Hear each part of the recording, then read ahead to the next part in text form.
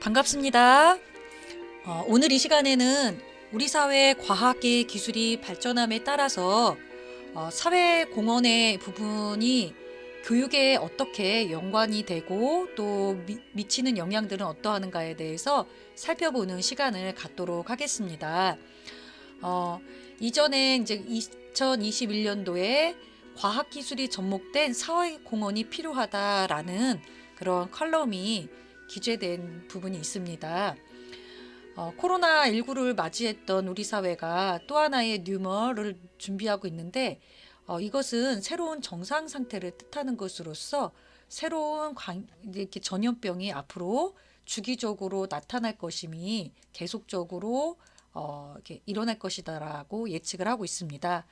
이런 이제 사회에서 우리 사회 그리고 기업 이런 부분들은 어떻게 공헌을 해야 되느냐에 따라서 사회공헌 전문가들의 여러 의견을 살펴본 바 있었습니다. 사회공헌은 경영 전략이라든가 또는 여러 가지 그 조직을 이끌어가는 거에 상관성이 높은데 이러한 그 조직과 경영에 있어서의 전략은 실적과 경제 상황에 영향을 받게 됩니다. 조직의 어떤 실적이 개선되지 않고 악화가 된다면 사회공헌 역시 자연스럽게 그에 따른 영향을 받게 될 것이라는 의견인데요.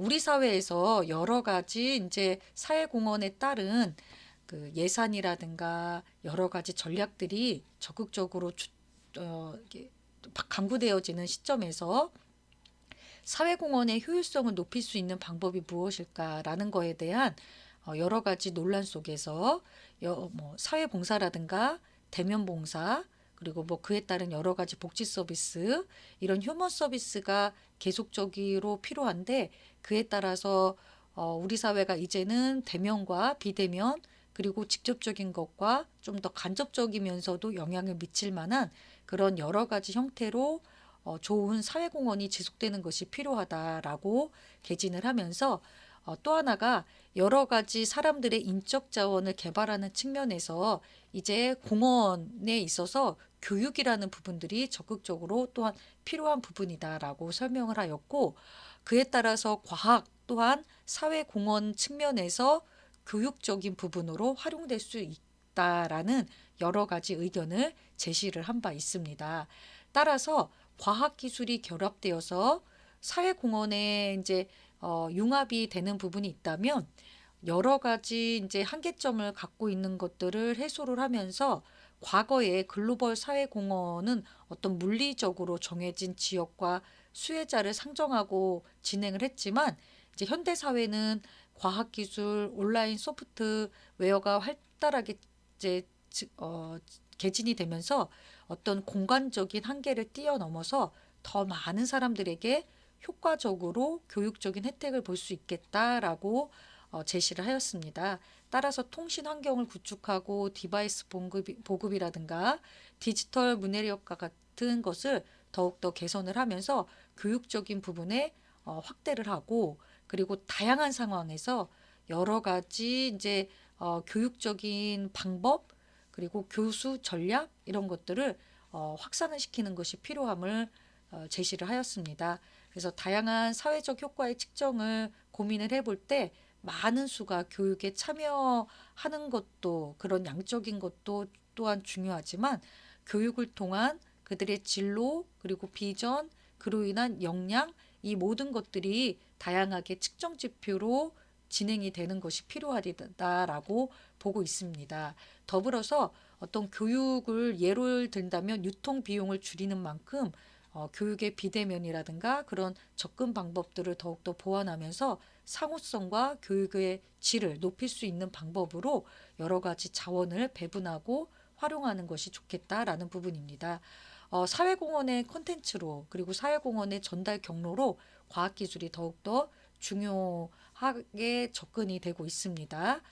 이로 인한 과학기술, 그로 인한 또한 교육적인 기술이 사회공헌에 또한 어떻게 접목이 되고 미쳐지는지를 한번 이번 시간 살펴보고자 합니다. 우리가 이제 기술도 하나의 교육으로 접근이 돼야 되겠죠. 요즘에 이제 사회복지에서 어르신들이 통신기술, 전자기술, 스마트폰 활용하는 방법을 많이 교육하고 또 개별적으로 상세하게 안내하고 그거를 보급하고 확대하는 일들을 하고 있습니다. 사회공헌 측면에서 이런 과학적인 기술을 알아야만 활용되어질 수 있는 부분인데요. 이와 같이 교육과 기술이라는 그런 측면들이 있다라고 하면은 기술과 교육을 융합한 거, 그에 따른 보편적인 교육을 설계하고 또 교육의 새로운 트렌드를 또 이 기술적인 부분에 접목을 시키고 또 교육의 대상자도 다양할 것이죠. 연령의 차이라든가 어떤 뭐 증상의 차이라든가 또는 유형별에 따라서 다양한 접근법을 활용하는 것이 필요한 부분입니다. 우리가 교육이라는 거를 살펴볼 때 학문적인 속성을 또한 살펴볼 수가 있는데요. 우리 이제 그 학문적인 속성이라는 거는 학교 현장에서 이루어지는 부분들도 있고 그리고 우리가 삶을 살아가면서 필요한 기초적인 영역들도 살펴볼 수가 있겠습니다. 그러면서 또 하나가 이제 교육학에서 학문적인 구조의 교과 부분도 있고요. 또는 뭐 비교과 부분들도 속할 수가 있고요. 그리고 학교라는 제도 속에서 이루어지는 다양한 교육의 구조 부분들이 있습니다. 그렇다면은 이 교육에 대한 분류는 생애 주기에 따라서 즉 영아, 유아, 그리고 아동 또는 청소년, 성인, 어르신 교육에 이르기까지 생애 주기별로 이루어지는 교육들이 있고요. 또 때에 따라서는 내용에 따라서 뭐 부모 교육, 컴퓨터 교육, 그다음에 뭐 직업 교육 여러 가지 이제 내용 콘텐츠에 따라서 이루어지는 교육이 있을 테고요. 목적에 따라서 때론 정말 지식 전달에 있어서 안전을 위한 교육인지 뭐 또 운전을 위한 교육인지 그런 목적에 대한 부분들이 있을 것이고요. 그 형식에 따라서 학교의 어떤 공식적인 교육과 또는 비공식적인 이제 교육으로도 이루어지는 부분이 있고요. 방법에 따라서는 직접적인 대면 교육도 있고 또 간접적인 온라인 시스템의 교육도 우리가 생각해 볼 수가 있습니다. 우리 이제 교육에서도 공학에 대한 부분들을 살펴볼 수가 있는데요. 교육공학이라는 것은 뭐 교육의 대상자, 즉 학습자가 창의적인 학습을 위해서 교육 프로그램을 설계하고 그리고 개발하는 그런 전문가를 길러내는 데 있어서 더욱더 그 교육과 공학이라는 두 가지 학문을 융합해서 효율적인 교육을 위한 교육의 첨단 기술을 도입하는 일을 의미를 합니다. 기술의 발전과 시대적 흐름에 따라서 어떤 소셜 네트워크 교육 서비스라든가 또는 열린 교육, 평생 교육의 개념이 계속해서 도입이 되면서 교육의 개혁이 이루어지고 있는 추세인데요. 이러한 이제 개혁에 맞춰서 교육 공학이라는 것은 교육 환경과 교육의 방법론에 대한 것들의 다양한 이론과 기술을 또 개발하고 연구하는 그런 부분이라고 볼 수가 있습니다. 때로는 이제 교수 매체의 개념이라든가 어떤 활용 원리도 살펴볼 수가 있고요. 그에 따라서 뭐 또 다양한 교수 학습법 그리고 학습의 체계 그리고 학습의 교과를 더 극대화하기 위한 어떤 설계법이라든가 원리를 제시하는 부분일 수도 있고요. 거기에 멀티미디어를 활용해서 교육에 대한 이제 멀티미디어 설계라든가 컨텐츠라든가 그에 따른 제작 이런 것들을 활용하고 응용하는 기법이라고도 볼 수가 있고요. 또는 뉴 미디어와 교육의 영상 매체 부분에 있어서 그런 부분들을 더욱더 적극적으로 종합적으로 활용하는 부분이라고 볼 수가 있습니다. 이제 테크놀로지가 인간 생활을 더더욱 향상시키고 개선시키고 또 어떤 부분에 있어서는 인간의 삶의 효율성을 향상을 시키는 데 있는데요. 그에 따라서 기계나 절차를 개발하는데 과학이나 공학을 응용하면서 좀 더 과학적이고 조직화된 지식을 현실적인 문제로 끌어낼 수 있는 그런 문제를 해결할 수 있는 거에 적용하는 부분이라고 볼 수가 있습니다. 기계와 관련된 하드웨어라든가 소프트웨어가 포함되는데 어떤 특정한 과제를 수행하는 데 있어서 요구되는 여러 가지 문제 해결 기법으로 교육공학을 또한 설명을 할 수가 있습니다. 공학은 특정 산업이나 공업 분야에 국한하지 않고 합리적인 사고 과정이라든가 체계적인 문제 해결 방식 그리고 과학적인 지식을 적용하는 모든 분야에 해당합니다. 따라서 의도하는 목표 달성을 위해서 요구되는 실천적인 원리나 기법을 실제 과정에 유용하게 적용을 하는 것이고, 개별적이고 부분적인 산물이 아니라 총체적인 통합적 과정이라고 볼 수가 있습니다. 이에 따라서 우리 사회에서 이제 다양한 교육이 방법론적인 것들이 개발이 되면서 이러닝, 유러닝, 스마트 러닝 다양하게 이제 진행을 해왔죠. 그에 따라서 정말 교육의 기자재도 날로 우리가 상상 이상으로 발전하고 있는 것을 볼 수가 있습니다. 이런 이제 우리나라 교육에 영향을 미치는 방법들이 계속해서 진행이 되고 있는데요.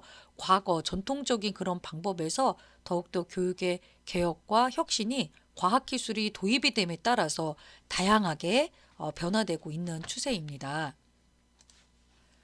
네, 또한 요즘에 이제 스마트 러닝으로 해서 초등학교, 중학교, 고등학교, 대학교 굉장히 원활하게 교육의 접근법을 새롭게 진행을 하고 있습니다. 피지컬 컴퓨팅도 있고요. 뭐 언플러그드 활동도 있고요.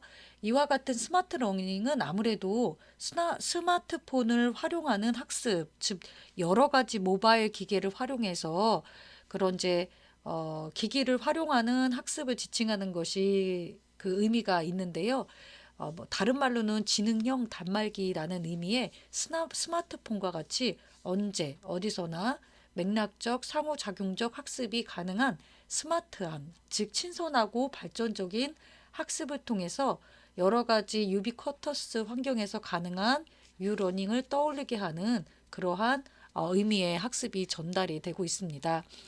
현대 사회에 와서는 또한 우리가 이제 평생학습이라는 측면에서 그 나이, 연령에 불문하고 계속적으로 이러한 평생학습을 추구를 하는 것이 근래의 트렌드입니다. 또한 이제 그런 평생학습에서 있어서도 여러 가지 교수학습법이라든가 교육의 환경을 달리하고 또 배운 거를 또 배우고 다양한 학문을 융합을 시키는 그러한 일들을 하고 있습니다. 인류 역사상 가장 따뜻하고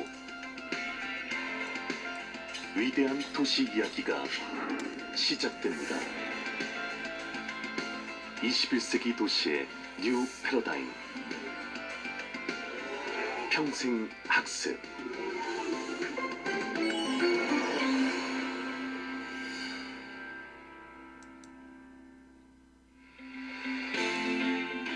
(21세기) 인류는 유례없는 변화의 시대에 살고 있습니다. 급변하는 시대, 모두가 함께할 수 있도록 시민 한 명 한 명의 시민력을 높이는 도시의 히든카드, 평생 학습.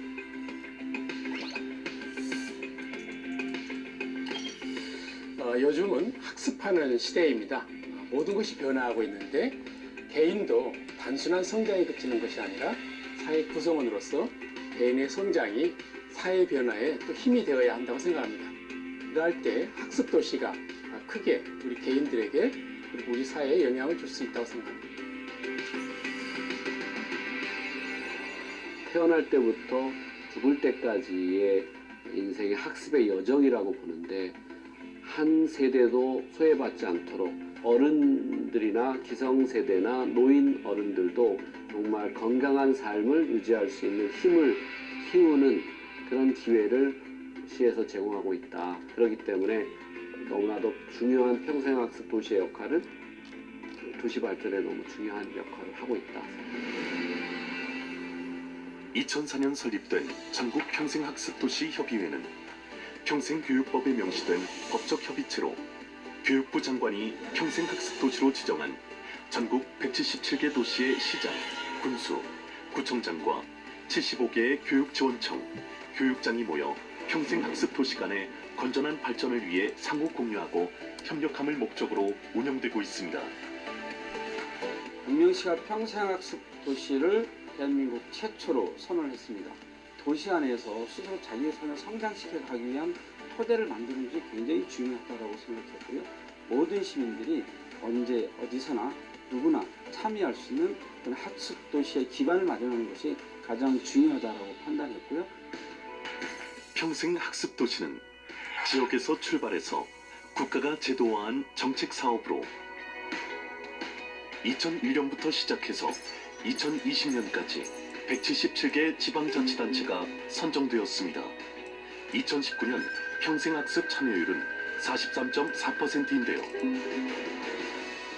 대한민국의 미래를 위해 평생학습은 선택이 아닌 필수 요소가 되었습니다. 저희 시장의 가장 큰 가치는 바로 사람이고 시민입니다. 평생학습은 누구도 차별받지 않고 온 국민이 받을 수 있도록 국가가 책임 있게 나서줘야 합니다. 모든 국민들이 소외되지 않고 다 누구나 학습을 받고 누구나 선생이 될 수 있는 그런 의미에서 평생학습은 함께 사는 공동체다, 이렇게 말씀을 드립니다. 이스라엘의 미래학자 유발 하라리라고 하는 분이 있는데요. 현재 학교에서 아이들에게 가르치는 지식, 이것으로는 그 아이들이 40대가 됐을 때는 아무런 쓸모가 없게 될 가능성이 높다, 이렇게 얘기하고 있습니다. 그 빠른 속도와 그리고 인생 100세 시대라고 하는 이 시대에 잘 적응하기 위해서 평생학습은 그 원동력이 되고 있는 게 아닌가, 이렇게 생각합니다.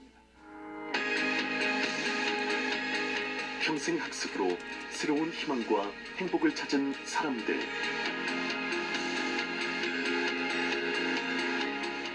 대한민국의 평생학습 도시는 이젠 세계가 벤치마킹하는 대상이 되었습니다.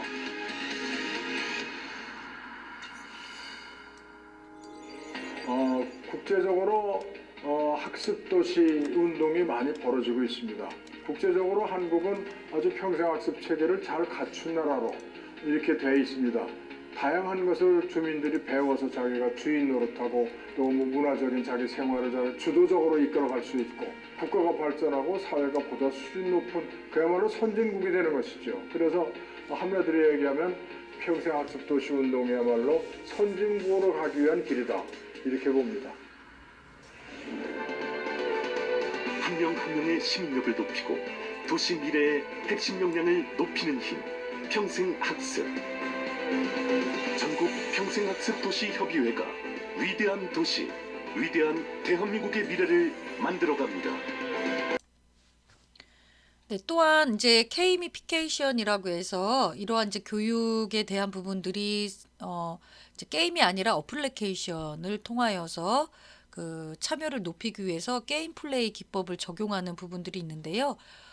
뭐 여러 가지 이제 게임이 아닌 다른 분야의 게임의 메커니즘을 활용해서 사용자의 참여를 유도하는 방식으로 그런 게임의 특성과 사고 방식을 잘 접목을 시키고 거기에 이제 건강이라든가 마케팅에 접목을 시켜서 활용하는 그런 부분이라고 볼 수가 있습니다.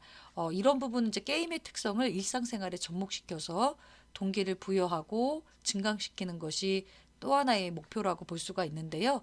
이 게이미피케이션은 학습자에게 동기를 부여하는 것과 더불어서 교육 콘텐츠를 이해하는 거에 이제 많은 기능을 제공을 하고요.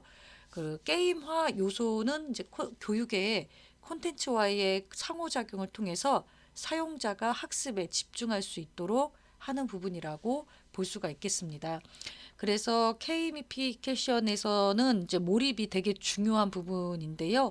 이제 몰입은 이 게임의 핵심적인 가치로서 이 이제 가치는 즐거움이라든가 또 재미로 표현할 수 있는 부분이라고 볼 수가 있습니다. 그래서 사용자에게 교육의 컨텐츠에 대한 어떤 흥미를 유발하고 몰입할 수 있는 그런 환경적인 부분을 제공하는 것을 볼 수가 있습니다. 다음으로는 이제 교육적인 부분에 있어서 여러 가지 이제 그 과학 기술을 활용하는 부분들에 있어서 캠퍼스 브릿지라는 그런 부분들이 있습니다. 더 나은 세상을 고민하고 있는 기업을 위해서 이런 이제 캠퍼스 브릿지라는 형태를 통해서 교육에 대한 공헌을 같이 진행을 하고 있는 사례를 한번 같이 보겠습니다.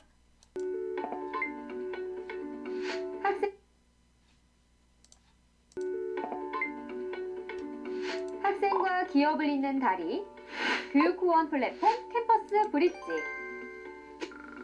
최근 사회공헌 활동에 대한 사회적 관심이 증가하면서 기업들의 투자가 꾸준히 증가하고 있는 지금, 캠퍼스 브릿지는 더 나은 세상을 고민하고 있는 기업을 위해 기업과 대학생이 함께 성장할 수 있는 특별한 기회를 마련하였습니다. 캠퍼스 브릿지는 전국 유일 대학생을 대상으로 하는 경험주의 교육기관입니다. 경험주의 교육이란 학습자가 스스로 경험을 통하여 지식을 습득하는 교육 방법을 말합니다. 비싼 강사, 불필요한 교구는 줄이면서 체험과 활동은 늘려 만족도는 높이고 활동적인 결과물을 바탕으로 기업의 다양한 홍보 활동과 인재 추천을 진행합니다. 그럼 더 자세히 알아볼까요? 먼저 기업의 핵심 역량과 대학교의 주력 학과를 고려하여 사회 공헌 활동을 진행할 대학을 선정합니다. 캠퍼스 브리지는 해당 대학교에서 참가자 모집, 준비, 프로그램 진행을 실시한 다음 활동 결과물을 바탕으로 홍보물을 제작, 배포하고 참가자의 지원서와 면대면 평가를 종합한 최종 결과 보고서를 기업에게 전달하게 됩니다. 기업의 선한 영향력을 통해 꿈꾸는 새로운 변화. 기업의 사회적 책임이 이제는 교육을 향합니다. 캠퍼스 브릿지. 네, 또한 우리 사회에서 맞춤형 교육용 웹 시장이 활발하게 움직이고 있습니다. 특별히 영유아들의 모바일 단말에 대한 접근성이 큰 폭으로 향상이 되면서 영유아 대상으로 교육적인 부분 그리고 오락용 모바일 웹 시장이 비약적으로 성장하고 있는데요. 이제 아이들이 특성상 이런 게임이나 또는 오락을 많이 즐기는 경향들이 있는데 그것들을 교육용으로 새롭게 좀 전환하고 또 활용할 수 있도록 하는 부분들이 필요한 부분이라고 볼 수가 있습니다. 또 하나는 이런 이제 과학 기술이 발달되면서 교육에 공헌하는 부분들이 있는데요. 제일 중요한 건 바로 장애 아이들을 위한 교육 기술에 대한 공헌 부분을 생각을 할 수가 있습니다. 네, 이로 인해서 이제 과학 기술이 장애 아이들에 대한 교육, 그로 인한 스마트 교육 가능 사례도 많이 발표를 하고 있고요. 또 서울 아산병원 같은 경우에도 이런 여러 가지 프로그램을 통해서 장애 아동을 위해서 특수교육 인프라를 많이 제안했던 기존의 환경을 개선하기 위해서 인지장애 프로젝트도 개선을 하고 또 실행을 하고 있습니다. 그 외에도 여러 가지 이제 보편적 학습에 대한 부분들을 적극적으로 설계를 하고 있는데요. 특별히 이제 장애 학생들을 포함해서 가능한 한 다양한 학습자들이 공동의 환경에서 학습할 수 있도록 그런 과정이라든가 환경을 탄력적으로 설계하는 부분입니다. 그래서 내재된 융통성의 개념을 교육 상황에 적용시키는 것을 이런 보편적 학습 설계라고 볼 수가 있습니다. 장애인들이 기술을 통해 편리하고 행복한 소통을 할 수 있도록 돕는 기업이 있습니다. 쉐어 타이핑이라는 실시간 문자 통역 서비스로 생활 곳곳에 들어와 소리를 눈으로 보여주는 역할을 하고 있는데요. 보도에 백미란 기자입니다. 구피의 종류와 관리 방법을 좀 간단하게 알아볼 건데요. 실시간으로 소리를 문자화하니 강의에 참여할 수 있습니다. 미용사가 되고 싶은 학생들이 미용 관련 직업 교육을 지원받을 수 있습니다. 바로 사회적 협동조합 AUD에서 제공하는 문자 통역 서비스 덕분입니다. 쉐어 타이핑 앱을 설치하면 학교, 교회, 포럼, 강연 등 다양한 곳에서 문자 통역 서비스를 이용할 수 있습니다. AUD는 청각 장애인들의 의사소통과 사회 참여를 지원하는 비영리 사회적 협동조합이고요. 이분들한테 소리를 글자를 보여주는 그런 일을 하고 있어요. 실생활에서 문자 통역 서비스는 큰 도움을 주고 있습니다.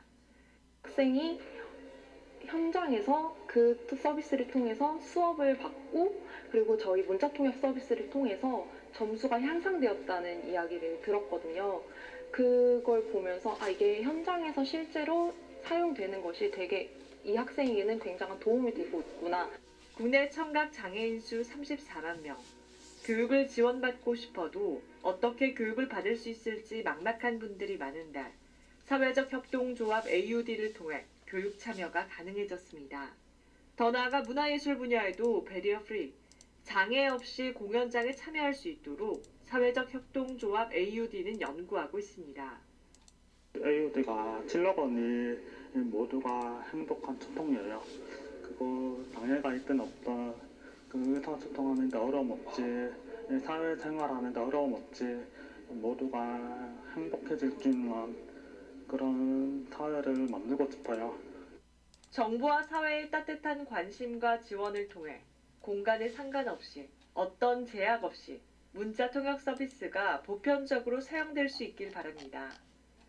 복지TV 뉴스 백미란입니다.